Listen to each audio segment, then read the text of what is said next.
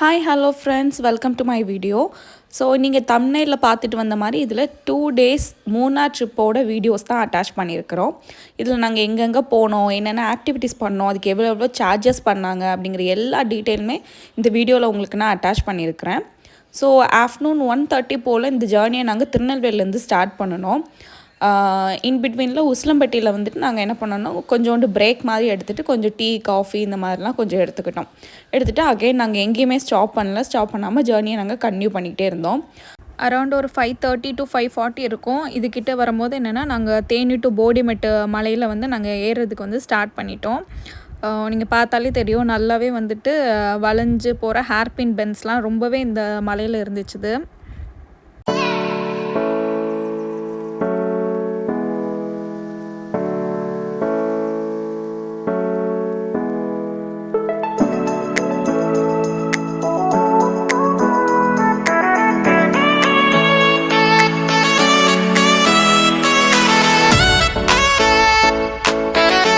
இடத்துல சில ரோடெலாம் பார்த்திங்கன்னா ரொம்ப நேரவாக இருந்துச்சு, சில ரோடெலாம் பார்த்திங்கன்னா வைடாக இருந்துச்சு. போகிற இடம் ஃபுல்லாமே வந்துட்டு மலைகள் மரங்களாக தான் இருந்துச்சு. லேசாக பனிமூட்டமாக இருந்துச்சு. ரொம்ப ஒன்றும் மிஸ்டியாக எனக்கு தெரியலை, லைட்டாக தான் பனிமூட்டம் இருந்துச்சு.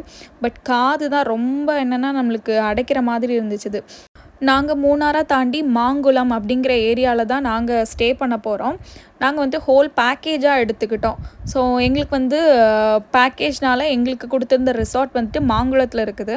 எங்களுக்கு 2-3 ரெசார்ட் ஹோம் ஸ்டேஸ்லாம் அவங்களே எங்களுக்கு சஜஸ்ட் பண்ணாங்க, காட்டினாங்க. பட் எங்களுக்கு வந்துட்டு ரெசார்ட் தான் எங்களுக்கு கம்ஃபர்டபுளாக இருந்ததுனால நாங்கள் ரெசார்ட் புக் பண்ணிக்கிட்டோம். மாங்குளம் வந்துட்டு கொஞ்சம் டீப் ஃபாரஸ்ட் மாதிரி தான் எனக்கு ஃபீல் ஆச்சுது. ஏன்னா போகிறதுக்கே வந்துட்டு என்னென்னா மூணார்லேருந்து ஒரு 30 to 35 கிலோமீட்டர்ஸ் கிட்ட போக வேண்டியதாக இருந்துச்சு. த்ரூ அவுட் ஜேர்னிலையுமே வந்துட்டு ஒரு டீப் ஃபாரஸ்ட்குள்ளே போன மாதிரி தான் எனக்கு இருந்துச்சு.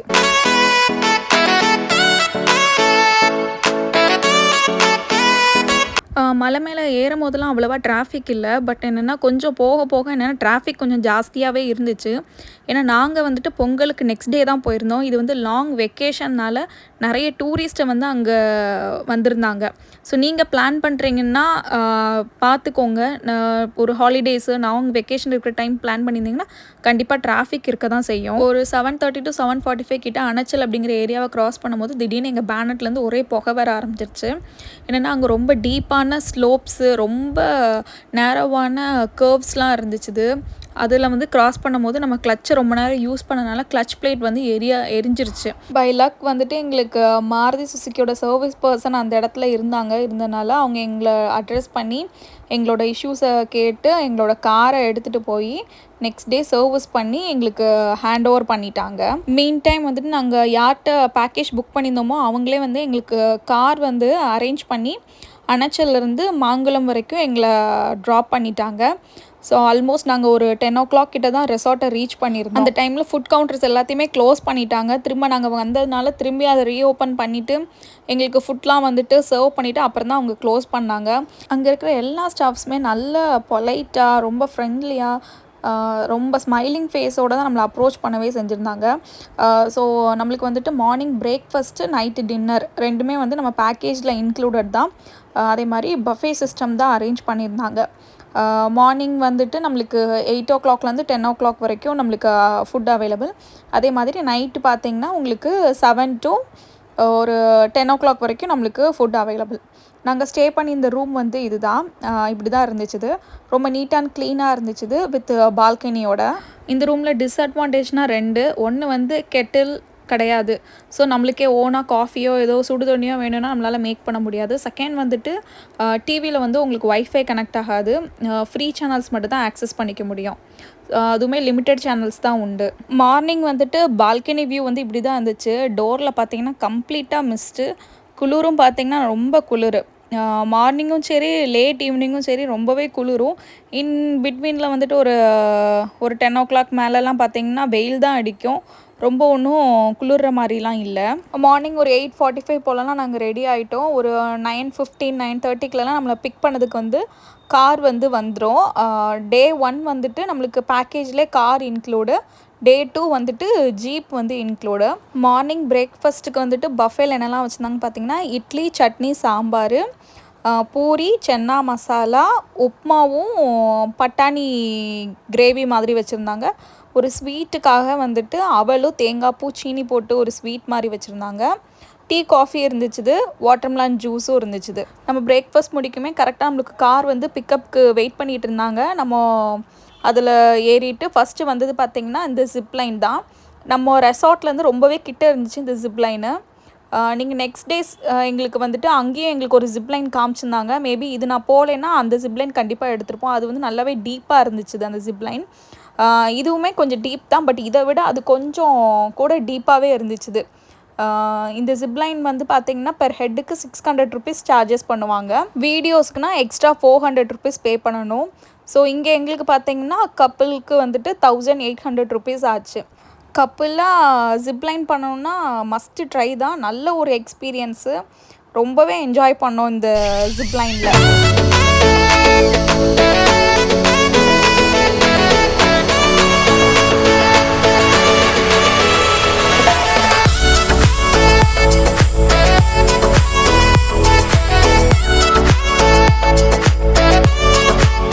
ஜிப்லைன் முடிச்சுட்டு நெக்ஸ்ட் வந்த இடம் என்னென்னு பார்த்தீங்கன்னா டைகர் கேவ் தான். இங்கே பார்த்தீங்கன்னா பெர் ஹெட்டுக்கு வந்து 60 ருபீஸ் வந்து சார்ஜ் பண்ணுவாங்க. இதுவும் நம்ம ரெசார்ட்லேருந்து ரொம்ப கிட்ட, அதாவது ரெசார்ட்லேருந்து ஜிப்லைனுக்கு அப்புறம் இந்த டைகர் கேவ் இப்படி தான் வரிசைக்கு இருக்குது. இதில் பார்த்திங்கன்னா நல்ல ஒரு ட்ரெக்கிங் எக்ஸ்பீரியன்ஸ் வேணும்னா மஸ்ட்டு ட்ரை தான் இந்த டைகர் கேவ். இதில் ஃபஸ்ட்டு பார்த்திங்கன்னா ஹேங்கிங் பிரிட்ஜ் இருக்கும். ஹேங்கிங் பிரிட்ஜை தாண்டி தான் டைகர் கேவுக்கு போகணும். நல்லாவே வந்துட்டு உங்களுக்கு ஃபோட்டோஸ் எடுக்கிறதுக்கு வந்து ரொம்ப நல்ல ஸ்பாட்ஸ்லாம் இந்த இடத்துக்குள்ளே இருக்குது. அதே மாதிரி பார்த்திங்கன்னா இங்கே உங்களுக்கு கேஷில் வந்து அமௌண்ட் வாங்க மாட்டாங்க. இங்கே வந்துட்டு எய்தர் ஜிபே இல்லைன்னா ஃபோன்பே தான் பண்ணணும். இங்கே நெட்வொர்க்குமே பார்த்திங்கன்னா ஜியோவுக்கு நல்ல டவர் இருக்குது. பிஎஸ்என்எலுக்கு ஓரளவுக்கு இருக்குன்னு சொன்னாங்க. பட் ஏர்டெல் வந்து சுத்தமாக டவரே இல்லை. இங்கே உள்ள ஸ்டாஃப் பார்த்திங்கன்னா ரொம்ப நல்லா எக்ஸ்பிளைன் பண்ணாங்க. இந்த டைகர் கேவ் எப்படி வந்துச்சு, இதுக்கு முன்னாடி இந்த ஏரியா எப்படி இருந்துச்சு அப்படிங்கிறதெல்லாம் நம்மகிட்ட டீட்டெயிலாக எக்ஸ்பிளைன் பண்ணிகிட்டே வந்தாங்க. நல்ல இன்ட்ராக்டிவாகவும் இருந்துச்சு இது. இந்த கேவ்குள்ளதெல்லாம் போயிட்டு உள்ளே போயிட்டு வெளியே வரும்போதெல்லாம் வந்துட்டு ரொம்பவே அட்வென்ச்சராக தான் இருந்துச்சுதுங்க.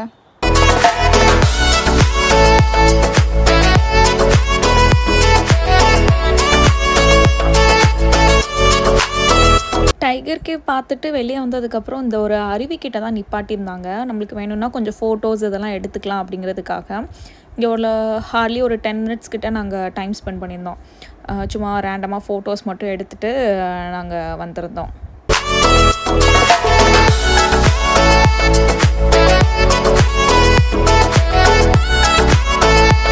நெக்ஸ்ட் நாங்கள் வந்த இடம் தான் கேரளா ஃபார்ம். இது பார்த்திங்கன்னா ஒரு மினி ஃபார்ம் மாதிரி. இதில் வந்துட்டு நிறைய ஸ்பைசஸ்ஸு, அதுக்கப்புறம் மெடிசன் வேல்யூ உள்ள ஹெர்ப்ஸு, பிளான்ட்ஸு, ட்ரீஸ் பற்றிலாம் நம்மளுக்கு எக்ஸ்பிளைன் பண்ணுவாங்க. இதுக்கு என்ட்ரி ஃபீஸ் வந்து 150 ருபீஸ் பெர் ஹெட்டுக்கு சார்ஜ் பண்ணுவாங்க. நம்மளுக்கு வந்துட்டு போகிறதுக்கு ஜீப் வந்துட்டு அவங்க தான் தருவாங்க. அந்த ஜீப்பில் தான் நம்ம போயிட்டு திருப்பி நம்மளே பிக்கப் ட்ராப் அவங்களே பண்ணிக்கிடுவாங்க. உள்ளே வந்துட்டு அதே மாதிரி என்னென்னா வீடியோஸ் எடுக்கிறதுக்கு உள்ளே அலோட் கிடையாதுன்னு சொல்லிட்டாங்க. அதனால் வீடியோஸ் எதுவுமே உள்ளே எடுக்கலை. போயிட்டு வர ரூட்டை மட்டும் தான் எடுத்திருந்தோம். நம்ம கூட இந்த ஜீப்லேயே பார்த்திங்கன்னா ஒரு இன்சார்ஜும் வருவாங்க. அவங்க வந்துட்டு என்னென்னா நம்மளுக்கு இதில் இருக்கிற ஸ்பைசஸ், ஹெர்ப்ஸோட இம்பார்ட்டன்ஸு எப்படி யூஸ் பண்ணணும் அப்படிங்கிறதெல்லாம் நம்மளுக்கு எக்ஸ்பிளைன் பண்ணுவாங்க. அதே மாதிரி கீழேயே பார்த்தீங்கன்னா ஹனி ஃபார்மும் இருக்குது. நம்மளுக்கு ஹனி வேணும்னா கீழே வாங்கிக்கலாம். அதே மாதிரி கீழேயே வந்துட்டு பர்ஃப்யூம் ஷாப்பும் இருக்குது. ஸோ அங்கே நம்ம வாங்கிக்கலாம். இங்கே ஒரு 1.5 hours கிட்ட நாங்கள் இங்கே ஸ்பெண்ட் பண்ண வேண்டியதாக இருந்துச்சு. ஏன்னா நம்மளை இறக்கி விட்டுட்டு ஃபார்மில் இருக்கிற ஒவ்வொரு மெடிசன், ஒவ்வொரு ஹெர்ப்ஸையும் அவங்க நம்மளுக்கு எக்ஸ்பிளைன் பண்ணி எதுக்கு இதை யூஸ் பண்ணால் கரெக்டாக இருக்கும், அதை எப்படி யூஸ் பண்ணணும் அப்படிங்கிறது எல்லாமே அவங்க சொன்னாங்க. நமக்கு ஒரு வேளை ஆயுர்வேதிக் மெடிசன் வேணும் அப்படின்னா நம்ம டிக்கெட் வாங்கின அந்த கவுண்டர் பக்கத்துலேயே பார்த்தீங்கன்னா அவங்களோட மெடிக்கல் ஷாப் இருக்குது. ப்ளஸ் வந்து டாக்டரும் அவைலபிளாக இருக்காங்க. அவங்கக்கிட்ட கன்சல்ட் பண்ணிக்கிட்டு நம்ம டேப்லெட் வந்துட்டு வாங்கிக்கலாம். ஸோ கன்சல்டேஷனுக்கு எதுவும் பெருசாக சார்ஜ் பண்ணுற மாதிரி தெரியலை. மெடிசன்ஸுமே ரொம்ப அஃபோர்டபுள் ரேட்டில் தான் இருந்த மாதிரி இருந்துச்சு. நம்ம ஆயுர்வேதிக் பற்றி தெரிஞ்சுக்கிறதுக்கும் நம்ம வீட்டில் ரெகுலராக யூஸ் பண்ணுற மிளகு சீரகத்தை கூட எப்படி யூஸ் பண்ணால் நம்மளுக்கு வந்துட்டு பெனிஃபிட்டாக இருக்கும் அப்படிங்கிறத கூட என்னென்னா தெரிஞ்சுக்கிறதுக்கு இது வந்து ஒரு பெஸ்ட்டு பிளேஸ் தான். நல்ல ஒரு நாலேஜ் அவேர்னஸ் க்ரியேட் பண்ண ஒரு பிளேஸ் தான் நான் சொல்லுவேன். எனக்கு இந்த எக்ஸ்பீரியன்ஸ் ரொம்பவே புதுசாகவும் இருந்துச்சு, ரொம்ப சூப்பராகவும் இருந்துச்சு.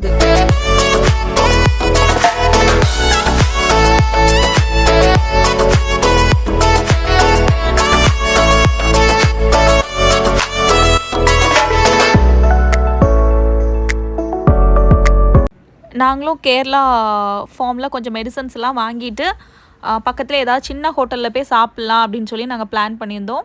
கொஞ்சம் நியர்பையில் எங்களுக்கு ஒரு ஹோட்டல் கிடச்சிது.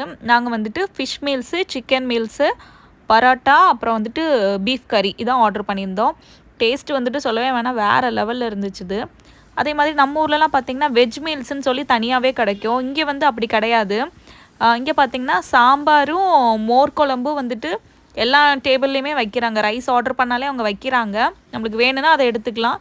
இல்லை அப்படின்னா நம்ம நான்வெஜ் தான் வேணும் அப்படின்னா நம்ம ஃபிஷ்ஷு, சிக்கனு அப்படின்னு நம்மளுக்கு ஏற்ற மாதிரி ஆர்டர் பண்ணிக்கலாம். ஸோ லன்ச் முடிச்சுட்டு அதுக்கப்புறம் நாங்கள் வேறு எங்கெங்கெல்லாம் பார்க்க போனோம், அப்புறம் டே 2ல் எங்கெங்கெல்லாம் பார்த்தோம் அப்படிங்கிறதெல்லாம் பார்ட் 2 வீடியோவில் நான் கவர் பண்ணுறேன்.